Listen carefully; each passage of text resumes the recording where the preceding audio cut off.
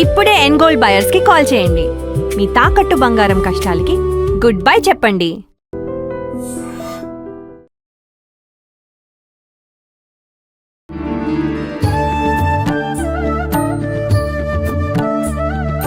అసలు ఎందుకమ్మా, అంటే ఎందుకు చేయాలి ఖడ్గమాల స్తోత్ర పారాయణం చేస్తే? అంటే ప్రస్తుతం ఎంత కోరికలు కోరొద్దనుకున్న ఫలితం ఆశించకుండా చేయమన్నా కూడా ఖచ్చితంగా ఆశిస్తాము, అది మానవ లక్షణం. ఏంటి ఫలితం ఏంటమ్మా? విజిత, మీరు ఫలశ్రుతి అడిగారు కదా అమ్మా. ఫలశ్రుతి చాలా పెద్దగా ఉంటుందమ్మా. కాకపోతే ముఖ్యమైన పాయింట్ ఫలశ్రుతిలో ఒకటి చెప్తా. ఓకే అమ్మా. మామూలుగా ఎలా మొదలవుతుంది? ఏషా విద్య అంటే ఏషా మహావిద్య స్మృతి మాత్రత. ఈ విద్యని అంటే ఖడ్గమాల స్తోత్ర విద్యని ఏషా స్మృతి మాత్రత అంటే ఈ విద్యని ఒక్కసారి స్మృతి గుర్తుకు తెచ్చుకున్నా అయితే పఠించిన అది ఏమంటే అగ్నివాత మహాక్షోభే లుంఠనే తస్కరభయే సముద్రయాన విక్షోభే ఇవన్నీ అంటే పూర్వకాలము సముద్రం మీద వెళ్తున్నా అంటే ఇప్పుడు ఉన్నాయి. దొంగల భయం ఒకటి, అగ్ని భయం ఒకటి, మళ్ళీ సముద్రయాన భయం ఒకటి, ఇవన్నీ చాలా ఎక్కువగా అంటే ఇప్పుడు ఉన్నాయి. ప్రకృతి బీభత్సాల్లో ఇవి ఉన్నాయి. ఇవన్నిటినీ కూడా జరగకుండా అమ్మవారు కాపాడుతుంది. సంగ్రామే సలిల ప్లవే, పెద్ద పెద్ద ఫ్లడ్స్ వస్తే, సంగ్రామం అంటే యుద్ధం, సలిల ఉపలవాలంటే పెద్ద పెద్ద ఫ్లడ్స్, వరదలన్నీ వస్తాయి. వీటన్నిటి నుంచి కూడా ఖడ్గమాల స్తోత్రరత్న పారాయణం చేస్తే మనకు ప్రకృతి బీభత్సాలు ఉండవు. కరోనా దగ్గర నుంచి మనకి వరదల వరకు అన్ని ప్రకృతి బీభత్సాలే కదా. వాటన్నిటినీ కూడా అమ్మవారు చక్కగా తన శక్తి మాలా మహామంత్రసే కదా అమ్మవారు, తన శక్తితో అన్నిటినీ కూడా అదుపులో పెడుతుంది. ఎక్కడైతే భక్తి బాగా ఉంటుందో అంటే నిజమైన భక్తి బాగా ఉంటుందో ఆ రాష్ట్రాలు సుభిక్షంగా ఉంటాయి, ఎక్కువగా వరదలు రావు. అందుకని చేసి ఇవన్నీ ఏంటంటే ఏషా విద్యా స్మృతి మాత్రత అగ్నివాత మహాక్షోభే రాజా రాష్ట్రస్య విప్లవే సముద్రయాన విక్షోభే సలిలప్లవే ఈ లిస్ట్ అంతా చెప్పారు. చెప్పి చివరికి ఒక మంచి మాట చెప్పారు. ఏంటమ్మా అది? ఏతత్ మాత్రం అంటే ఒకసారి చదివితే ఇది సాక్షాత్ శివమయో భవేత్. ఇది చాలా అద్భుతమైన మాట. శివము అంటే మనం శివుడు అయిపోతామా అంత మాత్రాన? శివుడు అలా అవము. శివమన్నా శివమన్నా తేడా తెలిస్తే అర్థమైపోతుంది. మనము అమ్మ గర్భంలో ఉన్నసేపు శివం, బయటకు వచ్చాక ఎప్పుడప్పుడు శవం అవ్వాల్సిందే, అంతే కదా. అలా లోపల శిశువు ఎంత పవిత్రంగా పరమాత్మ స్వరూపంతో ఎట్లా కనెక్ట్ అయి ఉంటాడో అటువంటి శివత్వాన్ని మనం పొందుతామని ఫలశ్రుతిలో ఉంది. దానికన్నా ఇంకేం కావాలమ్మా మనకి? అదే కదా. మనము శివుడు అయిపోతాం. సాక్షాత్ శివమయో భవేత్ అని ఉంటే నేను శివుడు అయిపోతున్నానంటే ఇక్కడ లింగవచన విభక్తులు కూడా ఏం లేవు. నేను స్త్రీని శివుడిని ఎలా అవుతాను అని అనుకోగల. శివత్వం అంటేనే శివ అంటేనే శుభకత్వం, సౌభాగ్యం, మంగళకరం. అసలు శివ అనే పదంలో చాలా అర్థాలు ఉన్నాయి. శంకర అంటే కూడా అంటే అతను శాంతిని, సౌభాగ్యాన్ని, శుభాన్ని, సుమంగళిత్వాన్ని, శ్రేయస్కరత్వాన్ని అన్నిటినీ పొందొచ్చు. శంకర అంటే సుఖాన్ని కరము చేసేవాడు, ఆయన సుఖము సంతోషాన్ని తయారు చేసేవాడే శంకరుడు అనమాట. శివుడు అన్నా అంతే.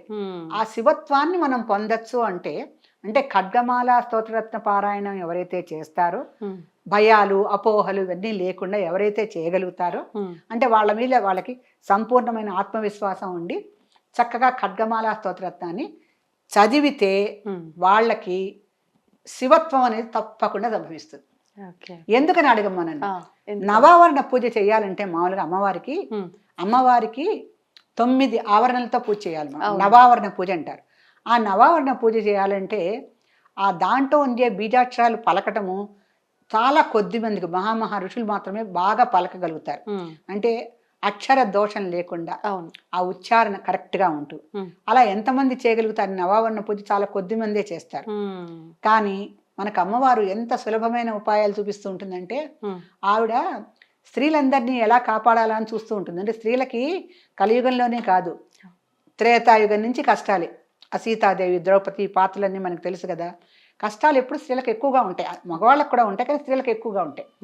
ఉండటంతో ఆవిడ పాపం స్త్రీలను ఎలా రక్షిస్తే వీళ్ళు హాయిగా ఉండగలుగుతారని ఆలోచించి మనకి అనేక స్తోత్రాలు శ్రావణ మాసంలో వచ్చే వరలక్ష్మి వ్రతం దగ్గర నుంచి ఈ ఖడ్గమాల వరకు శివుడిని అడుగుతూ ఉంటుంది. ఆయన అన్ని చెప్తూ ఉంటాడు. అవి ఒక ఋషి ద్వారా మనకు పంపిస్తూ ఉంటుంది.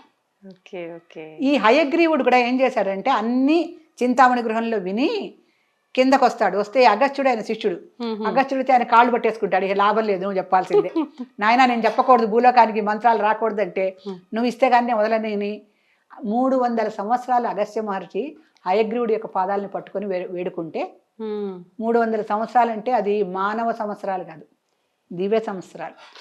ఓహో, అంటే ఇంకా వాళ్ళకి ఆయుష్ అలాగే ఉంది, వాళ్ళకి ఆయుష్ అలాగే ఉంది. అందుకని 86,000 సంవత్సరాలు రాజ్యం చేశాడు దశరథుడు. ఆయన ఆయుష్ ఎంతమ్మా? మనం అన్ని ఆలోచించడానికి కూడా మన మేధస్సు సరిపోదు. 100 ఏళ్ళు గట్టిగా బతకలేము మనం. అటువంటి వాళ్ళు వీటి గురించి ఆలోచించాలంటే ముందు ఆత్మవిశ్వాసం, తర్వాత దేవుడి మీద సరైనటువంటి అవగాహన, తర్వాత ఆ సంస్కృత పదాలకి అర్థం తెలుసుకొని చదివితే మనకి ప్రతి సంస్కృత పదానికి తెలుగులో అర్థము లేనటువంటి కావ్యమే లేదు. ఇప్పుడు అందరూ తెలుగులో రాశారు. ఇంకొకటి, ఈ చార్జ్ జీపీటీ గూగుల్ వచ్చాక ఎవరికి ఎవరు గురువులు అవ్వక్కల్లా, అదే గురువు అన్నిటికీ. మీకు ఒక పదం అర్థం కాలేదు సంస్కృతంలో, కొట్టండి వెంటనే వస్తుంది. దాని ద్వారా మొత్తం ఆ శ్లోకం అర్థం తెలుసుకోండి. లేదు ఎవరైనా చక్కగా చెప్పేవాళ్ళు ఉంటే వాళ్ళ దగ్గర తెలుసుకోండి. ఇప్పుడు ఆన్లైన్లో చాలా మంది సౌందర్యలహరి, లలిత సహస్రనామం ఇవన్నీ క్లాసెస్, నారాయణీయం ఇవన్నీ చెప్తున్నారు. చక్కగా తెలుసుకోండి, అర్థాలు కూడా చెప్తున్నారు వాళ్ళు. అమ్మ, అర్థం తెలుసుకోకుండా చదివితే వ్యర్థమేనా? ఫలితం ఏమి? అర్థం తెలియని శబ్దం వ్యర్థం. ఓకే, అంతే. అర్థం తెలియని శబ్దం ప్రతిదీ వ్యర్థమే. అర్థం తెలుసుకోవాలి. ఎందుకంటే శివుడు పార్వతి వాగర్ధావివ సంపృక్తో వాగర్ధ ప్రతిపత్తయే. శబ్దము అర్థము వాళ్ళిద్దరు కలుసున్నారు. ఒక్క శివుడినే తెలుసుకుంటే అంటే పార్వతికి తెలియపోతే ఎట్లా? భార్యాభర్తలు కదా వాళ్ళిద్దరు, అర్ధనారీశ్వరులు కదా. అందుకని ఇద్దరి గురించి సృష్టి క్రమాన్ని నడిపేది అర్ధనారీశ్వర తత్వం గనక వాళ్ళిద్దరి గురించి తెలుసుకుంటే నీకు దేవతల గురించి సమగ్రమైనటువంటి అవగాహన, ఆలోచన ఏర్పడుతుంది. ఆ ఖడ్గమాల చక్కగా నవావరణలన్నీ కూడా అమ్మవారి పేర్లతో ఉన్నాయి. ముందు అన్ని సిద్ధులు, అష్టసిద్ధులన్నీ వస్తాయి. తర్వాత ప్రకట యోగిని దేవతలు వస్తారు. తర్వాత చివరికి అమ్మవారివి మహామహేశ్వరి, మహారాగ్ని, మహామహాశక్తే, మహామహాగుప్తే, మహామహాజ్ఞప్తే, మహామహానందే, మహామహాస్కందే, మహామహేశ్వరి. చివరికి అన్ని మహా అని చెప్తుంటే మహా అంటే 4 ఇంతలు ఎక్కువ. ఎందుకని? ఒకటి చెప్పామనుకో, ఒకటి మహా అంటే అది 4 అయిపోయింది. మహా ఒకటి అనగానే 4 అయిపోయింది అది. ఎందుకంటే ఒక యుగం 4 యుగాలు కలిగితే మహాయుగం అయిందిగా. అవునమ్మా. అందుకని మహా అనే శబ్దానికి 4 రెట్లు పెరుగుతుంది ఆ శబ్దం యొక్క అర్థం కానీ శక్తి కానీ. అట్లా మహామహాశక్తే, మహామహాగుప్తే, మహామహాజ్ఞప్తే, మహామహానందే, మహామహాస్కందే ఇన్నిసార్లు చెప్పడానికి దేవతలకి అన్న పని పాట లేక చెప్పారా వాళ్ళు? కాదు కదా. ఆ మహాశబ్దాన్ని అన్నిసార్లు ఉపయోగించారంటే ఆ దేవతా శక్తిని మనకు తెలియజేస్తున్నారు. అటువంటి మహత్తరమైనటువంటి ఖడ్గమాల స్తోత్రరత్నాన్ని మీరు మనసా వాచా కర్మణ నమ్మి అపోహలని దూరం పెట్టి గురువుగారు ఉన్నా లేకపోయినా గురువుగారిని ఎన్నుకొని కష్టపడండి గురువుగారిని సంపాదించడానికి. లేతే మీకు మీరే గురువు. తిథివార నక్షత్రాలు ఏమన్నా చూసుకోవాలా? అది మాత్రం చూసుకోవాలి. ఎప్పుడు ఎప్పుడు పడితే అప్పుడు, ఎక్కడ పడితే అక్కడ, ఏ రోజు పడితే ఆ రోజు కాకుండా చక్కగా ఒక శుక్రవారం రోజున మొదలుపెట్టండి. శుక్రవారం రోజున ఆ ఖడ్గమాల స్తోత్రరత్నం తప్పులు లేకుండా చదువుకొని, పుస్తకం దగ్గర పెట్టుకుని తప్పులు లేకుండా చక్కగా చదవండి. వీలుంటే పైకి చదవండి. పైకి చదవడం వలన ఆ శబ్ద తరంగాల యొక్క శక్తి మీలో ప్రవహిస్తుంది, చుట్టూతా కూడా ఏర్పడుతుంది. దాన్ని ఆరా అంటున్నాం. ఒక దేవతని నమ్మి మనం స్తోత్రం ఎప్పుడైతే తప్పులు లేకుండా చదువుతామో ఆ దేవతా శక్తి తప్పనిసరిగా నీలో ప్రవేశిస్తుంది. పూజ చేసుకొచ్చిన వాళ్ళ మొహం చూడండి, చేసుకోకుండా ఉన్న మొహం చూడండి. ఇవన్నీ చెప్పడానికి అతిశయోక్తులుగా అనిపించవచ్చు ఈ కాలం వాళ్ళకి, కానీ మనసు పెట్టి ఆలోచించి అది దేవత మీద నమ్మకంతో చూస్తే అర్థమవుతాయి. నిజమే అమ్మా. ఒక మనిషిని చూస్తే దేవతా లక్షణాలు ఉన్నట్టుగా మనకు అనిపిస్తుందంటే మనకి దేవతా లక్షణాలు ఏంటో తెలుసు. అవును, అందుకని వాళ్ళ దేవతా లక్షణాలు మనం కనిపెట్టగలుగుతున్నాం. అంతే కదా. మనకే తెలియకపోతే వాళ్ళలో మనకేం కనిపిస్తాయి? అంతే కదమ్మా. అంటే మనకు కొంత జ్ఞానం ఉండగలిగితే అప్పుడు మనం గమనించగలుగుతాం. అందుకే నువ్వు కరెక్ట్ గా చెప్తున్నావు విద్య. మనకి జ్ఞానం ఉంటే దేవుడు అంటే అర్థమవుతుంది.